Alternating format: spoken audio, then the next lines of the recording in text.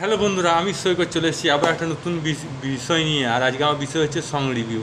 তো সেটা হচ্ছে রক্তবীজ 2 সিনেমার একটা গান আজকে সকালে ড্রপ করা হয়েছে ইউটিউব প্ল্যাটফর্মে। হ্যাঁ, তো গানটা কেমন লেগেছে সেটা নিয়ে বলবো।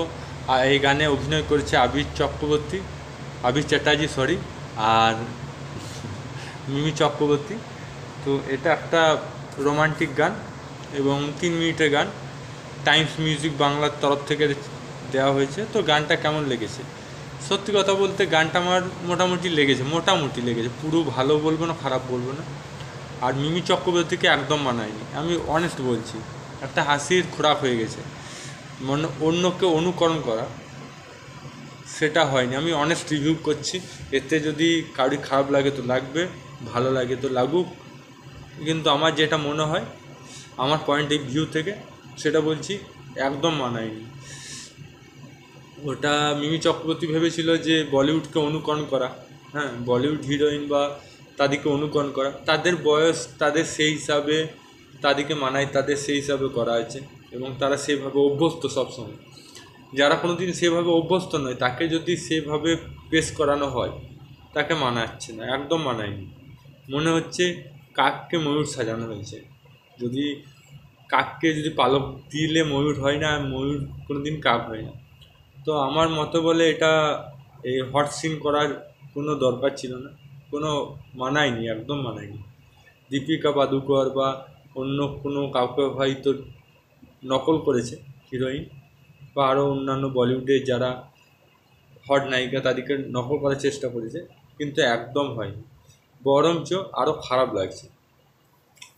যাই হোক, চেষ্টা করেছে। আর এদিকে আবিরকে বলে হারি, আবির মেন চরিত্র অভিনয় করছে অনেক বছর ধরে। আবিরকে তো এত সুপারহিট সিনেমা করছে, অ্যাক্টিংয়ের দম আছে সে ব্যাপারে কোনো সন্দেহ নেই। আবিরের অ্যাক্টিংয়ের দম আছে সে ব্যাপারে কোনো সন্দেহ নেই। মেকআপও ভালো দিয়েছে, মোটা মোটা মুছ রেখেছে, ঠিক আছে, একটা গব্বর গব্বর ফিল হচ্ছে দেখে। কিন্তু আবিরকে কিন্তু এবার ডান্স করতে হবে। আবিরকে কোনো দিন দেখলাম না এই অঙ্কুশ বা দেব জিতের মতন ভালো করে ডান্স করলো। ভাই অনেক দিন হলো অ্যাক্টিং করে, আর কোনো দিন চালানো যাবে না। এবার ডান্স করার দরকার, আইটেম সঙ্গের মতন ডান্স করা দরকার আবিরকে। ফাইট সিন করে নেবে সেটা ব্যাপারে কোনো সন্দেহ নেই, কিন্তু এবার আবিরকে ডান্স শেখা খুবই উচিত বাংলা সিনেমাতে। কারণ এর পরের বার থেকে বাংলা সিনেমা প্রচুর কম্পিটিশন হয়ে যাবে। যদি এই সিনেমাটা সুপার ডুপার হিট হয়ে যায়, তাহলে আবির এইভাবে আর চলবে না। আবিরকে নাচ শিখতে হবে ভালোভাবে, হিপ হপ, ললিপপ, হ্যাঁ, সালসা, যত ধরনের ডান্স আছে,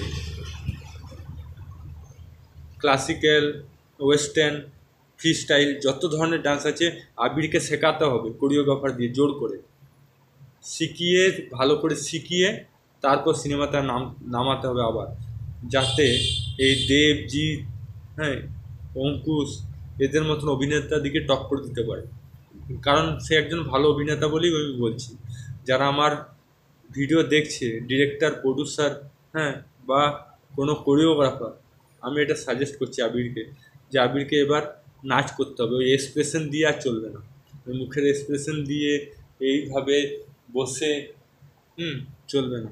এবার তাকে ভালো পারফর্ম করতে হবে। এই ছিল আজকে আমার মোটামুটি রিভিউ। আপনাদের যদি ভালো লেগে থাকে তো লাইক করবেন। আপনার যদি কোনো মতামত থাকে তো কমেন্ট বক্স লিখে জানাবেন। বন্ধুদের মধ্যে শেয়ার করবেন।